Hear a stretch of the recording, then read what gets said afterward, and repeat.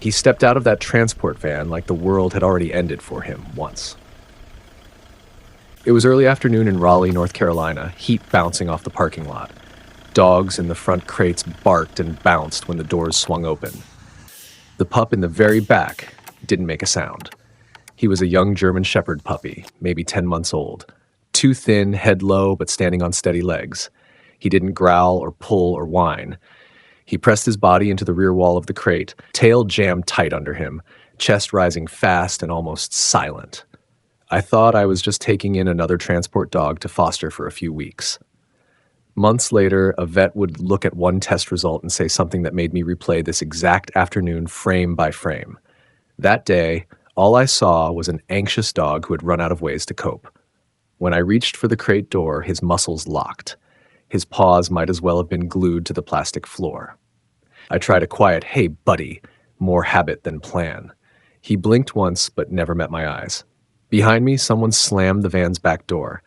Every other dog exploded into barking and scrambling. This scared young pup didn't even turn his head. He only pushed himself deeper into the corner until the crate rattled. The quiet ones, I've learned, are often the most hurt. The AC unit in the van rattled overhead, blowing warm, dusty air. By the time I carried his crate to my car, the steering wheel felt sticky under my hands. Instead of dragging him out onto the asphalt, I sat by the open hatch, turned my shoulders away a little, and held a small piece of treat on my open palm near the door. He didn't move. So I changed the plan. I slid the whole crate into the back of my car, door still closed, and drove home with this shut-down rescue dog breathing in quick, quiet bursts behind me. At the house, I carried the crate into a small spare room I'd cleared, set it on a folded blanket, and finally unlatched the door. The door swung open with a soft click. He stayed pressed to the back wall, not even lifting his nose to test the new air. So I sat on the floor and waited to see if he'd choose to join this new life on his own. I don't usually talk to dogs who pretend I'm a piece of furniture. That first evening, after the van and the heat and the drive across Raleigh, it was just me, an open crate, and this anxious shelter puppy in the small spare room that also holds my washer. He stayed glued to the back of the plastic crate, door wide open, whole house waiting, and he still chose the farthest corner. When I shifted on the floor, his breathing sped up, but he didn't sniff, didn't step, didn't look at me. I slipped out to grab water and left the door mostly shut. When I came back and stood in the doorway, the crate was empty. He'd slid along the baseboard and folded himself into the narrow gap between the washing machine and the wall, a scared young pup wedged into cold metal and drywall. I set a bowl of food closer to that spot and dropped a short line of pieces from the wall out toward a small rug in the middle of the room. He watched every move, eyes wide, body welded to the floor. He wouldn't touch the bowl. He only stretched his neck once for 2 quick sips of water and froze again, the second my foot brushed the carpet. I turned off the overhead light, left the little wall heater humming and an old lamp throwing a soft yellow circle on the carpet, and sat down sideways with my back to him. The heater made a low, steady crackle. I scrolled through the transport notes on my phone and pretended I wasn't checking his outline in the washer door. In the kitchen, someone turned on the radio and bumped the volume too high. His right ear twitched toward the music. The left ear didn't move at all. I filed it away as one more odd detail in a shy German Shepherd rescue who clearly had more going on than I understood. The hardest part with a fearful rescue dog is staying slow when it feels like nothing is happening. By morning, the bowl was clean and the crumbs were gone from the rug. He was back in the same tight space by the washer, curled, small, and watching me. The only thing that changed was the way he kept watching my old dog from that corner. He trusted my beagle mix before he trusted the hand that fed him. The second evening, I opened the door to that laundry room and he was exactly where I left him, wedged behind the washer, watching the doorway like it might bite. I brought my old dog in first. Mabel's a small, slow-moving beagle mix with more gray on her face than color now. She walked past me, sniffed the empty crate, then padded over to the washer and just stood there, head tilted. The fearful rescue dog in the gap went very still, but the shaking in his shoulders eased. He stretched his neck an inch, then another, nose working overtime. He didn't crawl out, Didn't show teeth, just reached toward her smell like it was the first safe thing he'd met in a long time. When Mabel settled on the thin rug in the middle of the room, he stared at her for a full minute before sliding along the wall, belly low, to lie down 2 yards behind her. Back to the wall, eyes on the door, this scared puppy learning to trust by watching another dog breathe. I didn't rush it. I clipped a leash on Mabel, looped another on him, and we walked the quiet sidewalk in 2 separate lanes, side by side but not touching. No baby talk, no pressure, just a short loop and straight back to his safe room. Leash off, water down, same routine. In the hallway, I forgot to move my wet boots off the mat. He crept out later to sniff them, flinched when a cold drop slid off the laces and hit his nose, then retreated to Mabel's shadow like the floor had moved. Even as a young German Shepherd puppy from the transport, he carried himself like the world could fall apart without warning. The next day, a teenager rattled past us on a skateboard, wheels slamming against the cracks in the sidewalk. Mabel lifted her head, ears up. He panicked and tried to bolt in the opposite direction of the sound, and nearly pulling me off balance. It didn't make sense yet, but it stuck with me. Sometimes the best therapist for a shutdown dog is another calm dog who proves the sky isn't always falling. That night, back in the laundry room, I sat on the floor and held out a piece of chicken between 2 fingers. He stretched forward, took it with the lightest touch of teeth, then backed up until his side almost touched Mabel's. That was the night I realized I couldn't put off the vet visit much longer. Some dogs walk into the clinic like it's a park. He walked in like the walls were closing in. The next day, I loaded him and Mabel into the car and drove across Raleigh to the vet. In the waiting room, leashes loose, he froze behind her, a fearful rescue dog glued to the tile. His eyes kept scanning the corners, the door, the counter, everywhere but the people trying not to look at him too hard. The place was bright and loud, phones ringing, tags tapping, nails clicking on the floor. He leaned his body just slightly toward his right side, the way a young German Shepherd puppy might lean into a hill. Every sharp sound on his right made him flinch. A dropped pen on his left might as well not have existed. When I sat down to fill out forms, the plastic chair let out a long squeak. He jumped at that, then went still again, breathing shallow, tucked in behind Mabel's back legs. I let the leash stay loose and just talked quietly to him, more to let him hear my voice than anything else. In the exam room, the vet spread a rubber mat on the floor. No cold metal table, no wrestling. We let this shy shelter dog sniff the edges, sniff the vet's shoes, sniff the stethoscope. Heart, lungs, weight, all checked while he stayed on his own 4 feet. When the vet reached for his left ear, he snapped his head away so fast the light missed him. No growl, no warning, just leaving. The vet tried again with a softer touch and a shorter look. Inside that ear, he saw old scarring, signs of past infection, a story nobody had written down. Out in the hallway, a tech dropped a metal tray. Mabel startled. Other dogs barked. My nervous young shepherd went rigid, staring hard at the door. His left ear didn't move at all. The vet watched him for a second and said, almost to himself, we might want to check his hearing properly once he's a bit more settled. It's funny how quickly we call a dog stubborn or difficult when he might just be hurting in a way we haven't bothered to see yet. On the way home, he lay quiet in the crate, eyes half closed, done for the day. Back at the house, I opened the door to his room and unlatched the crate like before. This time, instead of squeezing behind the washer, he stepped out and folded himself down on the thin rugs, pressed against the wall but not hiding. That tiny choice turned into the first crack in his armor. His first real step toward me started with a stolen piece of chicken. After the clinic, he mostly lay on that thin rug, pressed to the wall. By the 3rd day, his head came up when I entered and his eyes followed. One afternoon, Mabel snored in the hallway while I tore up cooked chicken in the kitchen. The house was quiet, just the fridge humming and old coffee smell in the towels. When I looked up, a black and tan nose and one wide eye peeked around the doorway. I turned my body sideways, dropped a piece of chicken inside the room, then another closer. He crept in, shoulders tight, grabbed the first piece, then darted back to the threshold. We repeated that slow treat and retreat until his breath warmed my fingers and he didn't bolt. Later, I tossed down a snuffle mat with crumbs tucked in so he could search with his nose. He worked it carefully, tail low but not tucked, a young German Shepherd puppy testing the room. That evening, the front door slammed and he jumped, then slid behind Mabel instead of disappearing. From there, he watched my family member walk past, right ear tilted forward, body pressed to hers. Sometimes hiding behind another dog isn't weakness. It's a smart first way a traumatized rescue pup feels safe. That night, he curled beside the mat at the open crate door, not in the dark corners.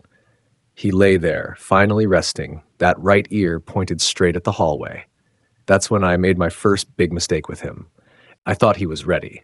He showed me exactly how wrong I was. A week later, I loaded him and Mabel up for a small adoption event the rescue was doing in the park. Tents, folding tables, music coming from a little speaker, people drifting past with iced coffees. He stepped out of the car slow, every muscle tight, but he walked. For a shut-down rescue dog, that felt huge. We put him and Mabel in a wire pen under one of the canopies. At first, he hovered behind her, tail tucked, eyes scanning. Then the noise and the movement started to stack up. Kids laughing, dogs barking, volunteers calling out names.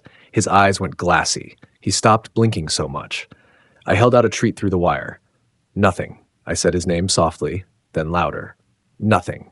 He just pressed his side into the panel of the pen, breath shallow and fast, looking for all the world like a calm, quiet foster dog waiting his turn. This once terrified rescue pup had simply turned himself off. The wind picked up, and the plastic tablecloths snapped against the metal tables with a sharp, hollow slap. He didn't flinch, didn't turn, just stared straight ahead like he was watching something only he could see.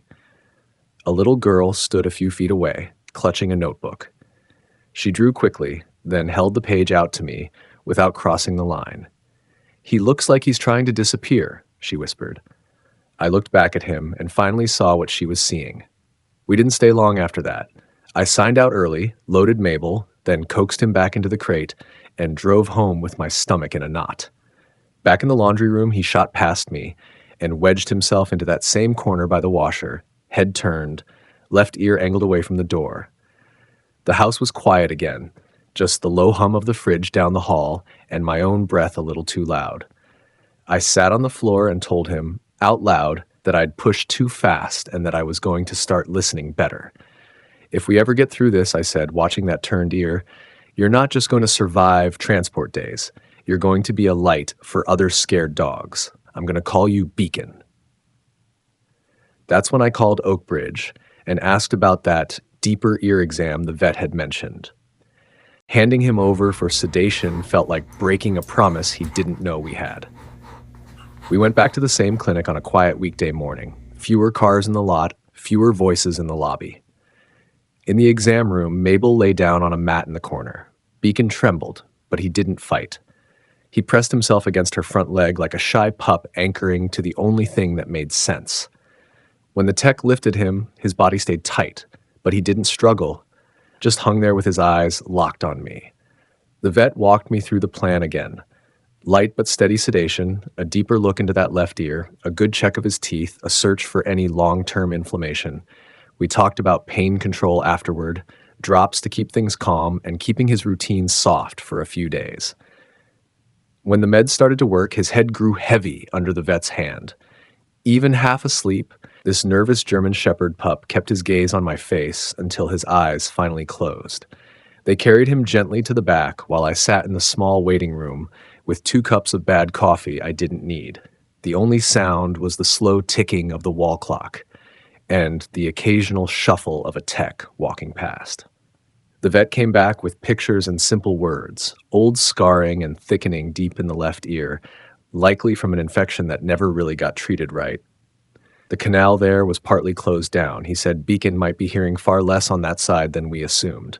To know for sure, he wanted a hearing test called BEAR at a neurology clinic across town. When they brought Beacon back, he was groggy and blinking, paws unsteady on the mat. As he drifted toward waking up, he shifted, searched blindly for a second, and let his head drop right onto my boot. First time he'd ever picked me over Mabel when he felt that vulnerable. A lot of dogs people call stubborn or bad listeners just don't hear the world the way we think they do. Before we left, the vet handed me a card with another clinic's name on it and told me he'd already sent the referral. 2 weeks later, we walked into a small, quiet room full of wires and answers. The room looked like a sci-fi movie. The test itself was almost silent. Triangle Veterinary Neurology turned out to be a small building in a quiet strip mall, not some big hospital. They led us into a dim room with a padded table and a tangle of wires and a little machine on a cart.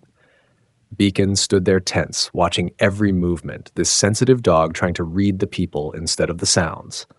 I stayed at his shoulder while the tech slipped the BR electrodes under his fur.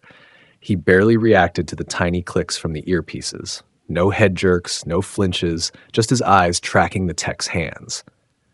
I kept one hand on his harness, talking in a low voice and feeding tiny bits of treat whenever he glanced back at me. There was a small fridge in the corner, humming softly as it cooled vials of medicine. That quiet, steady sound felt like the loudest thing in the room.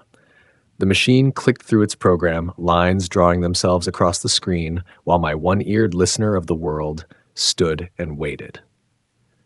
When it was over, the neurologist asked us to step into a little office. He pulled up Beacon's results next to a normal chart and pointed to the lines on the screen. The right ear showed clear responses. The left side was almost flat. He didn't rush it. He just said, "His right ear hears about as well as we'd hope. The left ear, Trevor, is basically quiet. He didn't ignore you. On one side, there was just nothing to hear." In the hallway, a tech dropped a metal clipboard. Mabel jumped, I flinched, and Beacon just shifted his eyes, then turned his good ear toward the sound like a little radar dish. It's dangerous how fast we blame attitude in a dog when the real problem is hiding in a medical chart. The neurologist laid out a new plan. More visual signals, more body language, making sure we approached from his hearing side, giving this young German Shepherd puppy safe, predictable ways to meet a noisy world. So we threw out my old training plan and started speaking his language instead. The first time he ran back to a hand signal, I almost forgot to breathe. We started small in the hallway. I made sure Beacon was on my right side, the ear that actually worked, and lifted my hand in front of my chest. Hand down toward my leg meant come. Palm still and facing him meant wait. This German Shepherd pup learning a new life watched my fingers more than my face at first. At first, he shuffled forward like the floor might give out. Then, one afternoon, I stepped back, dropped my hand, and he trotted all the way in, right up to my knees, eyes bright. I marked it with a soft yes and a treat, and this time he didn't run off to the wall. We added puzzle feeders and snuffle mats in different rooms so he had reasons to explore. Short decompression walks on quiet streets, always with me on his left, the noise on his right. The front door hinge gave a long creak every time someone came home. He only reacted when he was lined up just right, good ear aimed like an antenna toward the sound. Mabel got in on it too. He started bowing to her, front end low, hips high, tossing a soft toy in her direction and prancing back a step. Watching him invite her into play instead of hiding behind her felt like watching someone open a window inside. One day at Pineway, we passed a fresh row of crates. Behind one panel, a shaking teenage hound pressed himself to the back like Beacon used to. Beacon slowed, then sat down right by the fence, calm, letting the new dog sniff his nose through the wire and settle.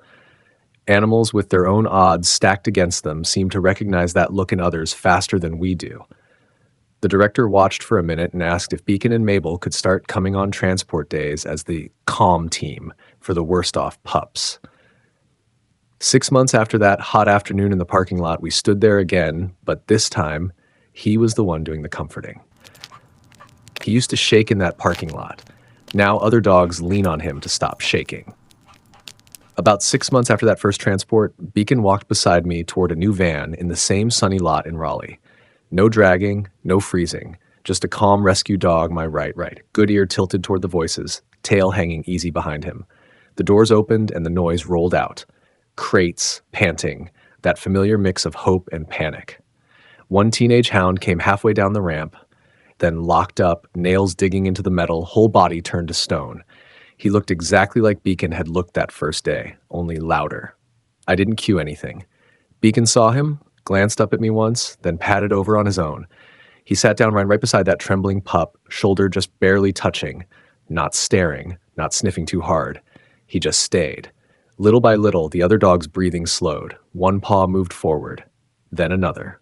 Together, they made it to the ground. These days on transport mornings, Mabel naps under the volunteer table and Beacon works the edges. He has his own open crate set up in the shade, blanket that smells like home. New nervous pups peek in, take in his scent, and sometimes lie down just because he's there. At home, it's the same steady routine for this young German Shepherd puppy. Quiet walks, hand signals, predictable days. Inside the building, volunteers line metal bowls along the wall. The clang used to send him scrambling for a corner. Now he only flicks that right ear toward the sound and looks back to see who's talking. One new volunteer asked me why he always stands at a slight angle.